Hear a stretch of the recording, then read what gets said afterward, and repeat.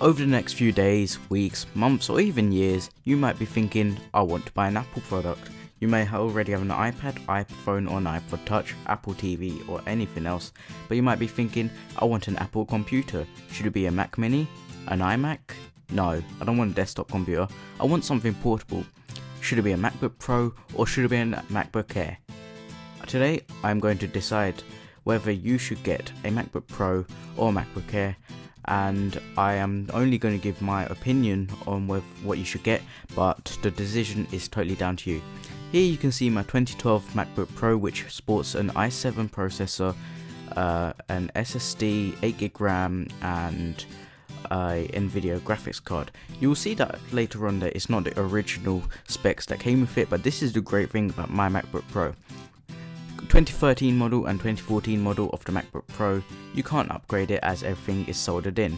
However, with my model, you can, because not everything is soldered in, so you can upgrade the RAM, you can even take the DVD drive that comes with it, it's a Blu-ray drive, and install a second hard drive onto that, and you can also install the hard drive, take out the hard drive and install an SSD, as mine originally came with a hard drive. Here you can see that the MacBook Pro is made out of aluminium and it looks quite nice. It's a 15-inch model and therefore it's quite big. You have a very big laptop. I am telling you, this model is over 2.3 kilograms and that is quite heavy. It's lighter than other laptops, so it's a light laptop, but it's a heavy MacBook, if you get what I mean. At the top you are able to see that it's quite thin and it has a black top and it has a 720p FaceTime HD camera, which I thought was quite appalling and you shouldn't use it. Here you can see this is the keyboard, and the keyboard is full as it is a backlit keyboard, which you can see right here. This is on full brightness and it is in UK. You can see that it's just so nice, and it's so nice to type on, as it's loud.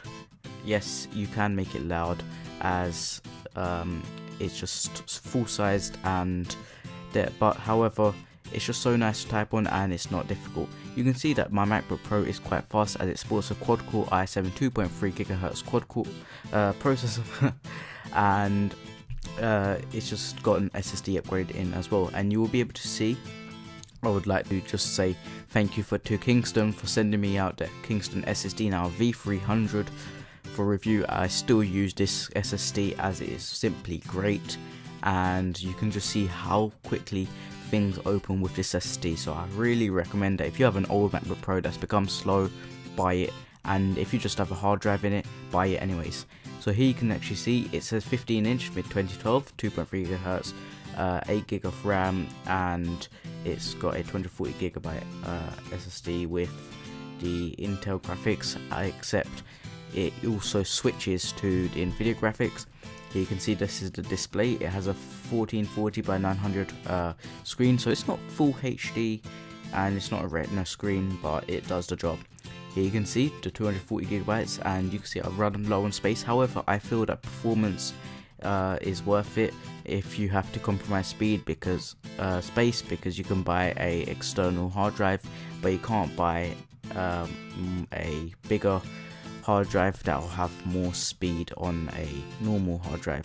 Here you can also see, yes, it does run Football Manager, so if you're a Football Manager fan, you can play it. The MacBook Pro, you can see it, and it has your massive DVD drive, which makes the laptop thicker, but it's a Blu-ray drive, so if you need it, then you can have it. Here I am showing you your boot test, and this is MacBook Pro and it's on 2x speed, but you'll be able to see it boots up really quickly, and it only took 15 seconds when it would have taken 30 on a hard drive. Like you can see on the iMac 2013 right here, or 2014 latest model, this is quad-core i5. It's actually more powerful than my MacBook Pro, same amount of RAM, but it's got a hard drive rather than SSD, and you can already see that it's taken more time, and you'll see that it finishes on around 35 seconds or more even, as you don't want to spend 42 seconds waiting for your Mac to boot up.